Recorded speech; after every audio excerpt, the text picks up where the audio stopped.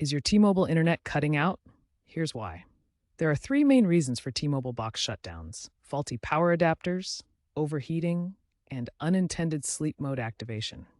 Faulty power adapters don't supply enough power, causing reboots or complete shutdowns. Overheating, especially during heavy use or in poorly ventilated areas, triggers a safety shutdown. Finally, the box's sleep mode can sometimes activate incorrectly, making it seem like it's turned off.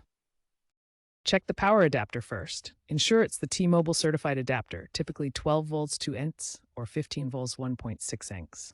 Then, check for overheating by moving the device to a well-ventilated area, ensuring at least 6 inches of clearance around it. Start with basic troubleshooting by power cycling the box.